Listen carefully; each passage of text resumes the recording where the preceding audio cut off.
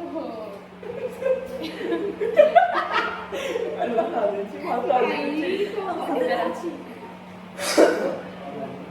Selamat siang Ibu Guru dan teman-teman.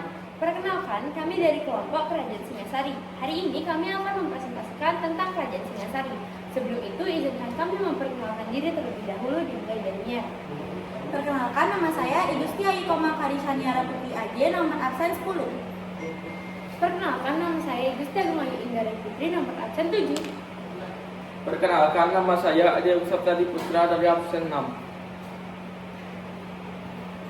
Baik, jadi kami akan memulai presentasi dimulai dari Niara. Baik, Kerajaan Singasari merupakan kerajaan yang didirikan oleh Ken Arok pada tahun 1222 Masehi. Awalnya Ken Arok merupakan anak dari seorang petani, tetapi berkat bantuan dari pendeta yang bernama Lunggawe, Ken Arok bisa menjadi petugas dari Aku Tunggul Ametung. Aku Tunggul Ametung memiliki istri cantik bernama Ken Dedes. Ken Arok terpesona oleh kecantikan Ken Dedes. Guru Ken Arok mengetahui bahwa Ken Arok menyukai Ken Dedes. Ia berkata bahwa Ken Arok bisa menjadi raja apabila ia berhasil memperistri Ken Dedes. Dengan ambisinya yang sangat besar, Ken Arok membunuh Tunggul Ametung menggunakan keris buatan Empu Gandring. Ken Arok merebut paksa keris tersebut dari Empu Gandring dan membunuh Empu Gandring. Dari kejadian tersebut, Ken Arok berhasil menjadi Bupati Tumapel yang baru. Dan Ken Arok berhasil mendirikan kerajaan Singasari. Selanjutnya, presentasi akan dilanjutkan oleh teman saya. Baik, jadi hari ini saya akan menjelaskan tentang Raja-Raja Singasari. Nah, jadi Raja-Raja Singasari itu terdapat dua versi. Yang pertama yaitu versi Pararaton dan yang kedua yaitu versi Nagara Kertagama. Dari simpelnya saja, versi Pararaton terdapat 5 raja, namun di versi Nagara Kertagama hanya terdapat 4 raja. Raja yang pertama yaitu Ken Arok. Ken Arok memerintah kerajaan menjabat sebagai raja di Kerajaan Singasari dari tahun 1222 setelah ia berhasil membunuh Tunggul Ametung dan menjadikan Ken Dedes istrinya, dan dia menjabat sebagai raja dari tahun 1122 Masehi sampai 1227 Masehi. Lalu, Ken Arok dibunuh oleh Anusapati yang merupakan anak Tunggul Ametung dan Ken Dedes. Lalu Anusapati melanjutkan gelar tahta kerajaan menjadi raja selama 21 tahun, yaitu dari tahun 1227 sampai 1249. Tojaya yang merupakan anak Ken Arok dengan Ken Umang istrinya yang lain mendengar bahwa Ken Arok dibunuh oleh Anusapati. Ia pun dendam kepada Anusapati dan ia pun mempunyai rencana untuk membunuh Anusapati. Setelah itu ia berhasil membunuh Anusapati. Lalu Tojaya menduduki gelar tahta kerajaan selama beberapa bulan. Selama beberapa bulan ia menduduki gelar tahta kerajaan menjadi raja, ia dibunuh oleh Wisnuwardana yang merupakan anak dari Anusapati. Ia dibunuh oleh pemberontakan orang-orang Rajasa dan Singelir. Lalu setelah itu, Wisnuwardana yang merupakan anak dari Anusapati menduduki gelar tahta kerajaan menjadi raja di sana. Setelah itu, ia pun meneruskan tahtanya kepada Kertanagara yang merupakan anak dari Anusapati. Baik, saya di sini akan menjelaskan tentang letak wilayah kerajaan Singasari. Jadi, letak kerajaan Singasari di sini adalah terletak pada Jawa, yang tepatnya di wilayah Malang, dan dibangun di dekat pinggiran sungai. Mengapa dibangun di dekat pinggiran sungai? Karena letak pinggiran sungai itu ingin dimanfaatkan oleh kerajaan Singasari sebagai tempat irigasi untuk lahan pertanian. Baik, sekarang saya akan menjelaskan masa kejayaan atau masa keemasan dari Kerajaan Singasari. Masa kejayaan Kerajaan Singasari ada di bawah pemerintahan Raja Prabu Kertanegara. Raja Prabu Kertanegara ini merupakan raja yang paling besar di Kerajaan Singasari karena ia berhasil menaklukkan banyak wilayah di daerah Nusantara. seperti Sumatera, Bali, Kalimantan, dan Indonesia bagian timur. Serta di masa kejayaan ini, Kerajaan Singasari juga berhasil menaklukkan pulau-pulau kecil yang ada di Nusantara. Masa kejayaan ini tidak lepas dari keputusan Raja Kartanegara untuk enggan untuk tunduk terhadap Kekaisaran Mongol yang pada saat itu sekitar tahun 1280 Kekaisaran Mongol itu tiba di Jawa untuk memerintahkan kerajaan-kerajaan di Jawa agar bisa tunduk kepada kekuasaannya. Ekspansi Kerajaan Singasari keluar Jawa dilakukan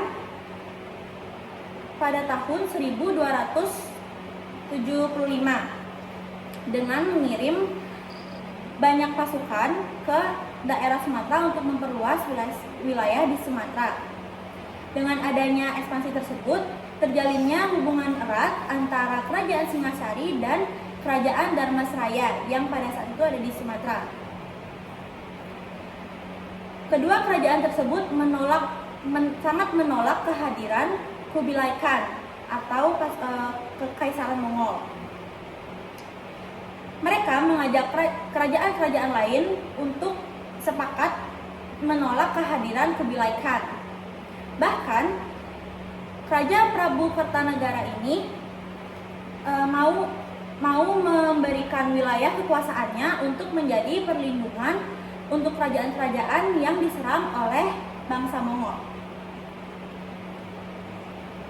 Baik, jadi kali ini saya juga akan menjelaskan tentang sistem pemerintahan di Kerajaan Singasari. Sistem pemerintahan di Kerajaan Singasari pada abad ke-13 ini menggunakan sistem pemerintahan monarki, yang dimana raja memiliki tahta tertinggi baik di militer, pemerintahan, maupun di politik. Nah, jadi raja itu memiliki kedudukan yang sama dengan dewa-dewa, sehingga mereka menyebut raja sebagai penguasa yang sakral. Di sini juga saya akan menjelaskan tentang kehidupan politik dari Kerajaan Singasari. Pada masa menjabatnya Raja Kertanegara melakukan perkawinan politik yang dimana ia mengangkat Raden Wijaya yang merupakan cucu dari Mahesa Cempaka menjadi menantunya. Hal ini dilakukan untuk menjaga mobilitas kestabilan Kerajaan Singasari. Selain itu juga, Raja Kartanegara fokus untuk memperkuat pasukan baik di pasukan angkatan darat maupun pasukan angkatan laut.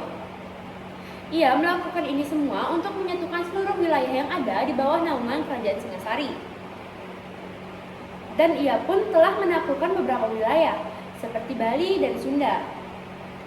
Ia pun terbukti menaklukkan beberapa wilayah dengan bertambahnya keluasan Kerajaan Singasari. Lalu, saya juga akan menjelaskan tentang kehidupan agama di Kerajaan Singasari. Nah, jadi kehidupan agama di Kerajaan Singasari yaitu kehidupan agama Buddha bercampur dengan agama Hindu sehingga menghasilkan agama Siwa Buddha. Setelah itu, munculnya aliran Tantrayana yang merupakan aliran yang dianut oleh Raja Kartanegara. Baik, saya juga akan menjelaskan tentang kehidupan kebudayaan dari Kerajaan Singasari. Nah, kehidupan kebudayaan dari Kerajaan Singasari ini bisa dilihat dari candi-candi dan juga peninggalan dari Kerajaan Singasari yang lain. Seperti contohnya yaitu Candi Jago. Candi Jago yang terletak di Malang, Jawa Timur ini merupakan candi yang dibuat oleh raja terakhir yaitu Raja Kertanegara sebagai penghormatan kepada ayahnya yaitu Wisnuwardana. Lalu, penjelasan lainnya akan dijelaskan oleh teman saya. Baik, di sini saya akan menjelaskan tentang perekonomian Kerajaan Singasari. Jadi, perekonomian Kerajaan Singasari adalah mayoritas bermata pencarian sebagai petani. Mengapa begitu? Jadi, Kerajaan Singasari terletak di pinggiran sungai di Jawa yang dimanfaatkan oleh Kerajaan Singasari untuk sebagai lahan pertanian. Maka dari itu, mayoritas mata pencarian perekonomian di Kerajaan Singasari adalah petani. Kedua, menguasai jalur perdagangan Selat Malaka dan Kepulauan Maluku. Kerajaan Singasari menguasai Selat Malaka dan Maluku karena pada zaman itu pada Selat Malaka dan Maluku adalah daerah yang kaya akan rempah-rempah yang ingin dikuasai oleh kerajaan Singasari. Melakukan perdagangan emas, kayu cendana dan rempah-rempah. Pada zaman itu bahan-bahan itu adalah bahan yang sangat berharga pada zamannya. Jadi pada zaman itu Kerajaan Singasari ingin menguasai bahan-bahan seperti kayu cendana, emas dan rempah-rempah. Baik, presentasi akan dilanjutkan oleh teman saya.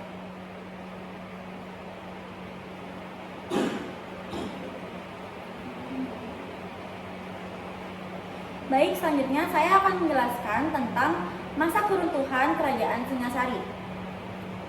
Masa keruntuhan Kerajaan Singasari ini terjadi akibat keroposnya jantung pertahanan Kerajaan Singasari. Pada saat itu, Raja Prabu Kertanegara terlalu fokus untuk melindungi kawasan di luar kerajaan dengan mengirimi banyaknya bala tentara untuk melindungi kawasan tersebut. Pada saat itu, Jayakatwang yang mengetahui hal tersebut menggunakan kesempatan ini untuk melancarkan aksi serangan pemberontakan. Di suatu kesempatan, Jayakatwang berhasil membunuh Raja Kartanegara. Pada saat itu, Raden Wijaya yang merupakan menantu dari Raja Kartanegara tidak tinggal diam. Ia berhasil meloloskan diri ke Madura pada saat keadaan masih berkecamuk. Di Madura, ia dilindungi oleh seorang bupati yang bernama Arya Wiraraja. Pada saat itu, Raden Wijaya diusutkan oleh Arya Wiraraja untuk bergabung dengan pasukan Mongol. Pada saat itu, dendam Raden Wijaya terhadap Jayakatwang belum usai.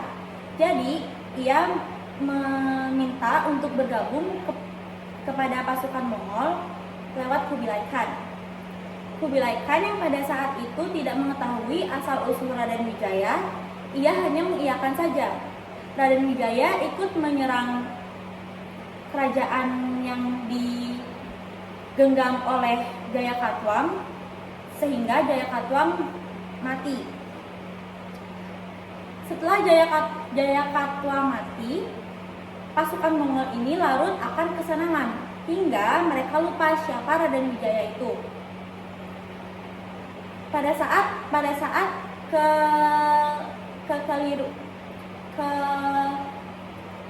kecerobohan pasukan Mongol, Raden Wijaya menyempatkan kesempatan itu untuk menyerang semua pasukan Mongol sampai ia tidak ada lagi di tanah Jawa. Setelah kejadian itu, riwayat Kerajaan Singasari usai karena Raden Wijaya lebih memilih mempersiapkan dan mendirikan kerajaan Majapahit.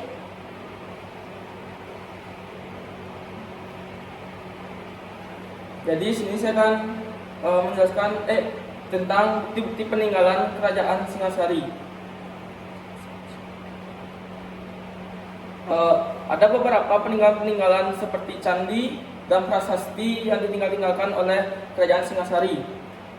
Prasasti dan peninggalan seperti candi, prasasti yaitu mengajarkan tentang nilai-nilai Buddha dan nilai-nilai tentang Jina, dan ada juga candi yang menyimpan abu kerajaan Singasari. Ada juga candi yang digunakan sebagai sebagai penghormatan untuk Raja Singasari.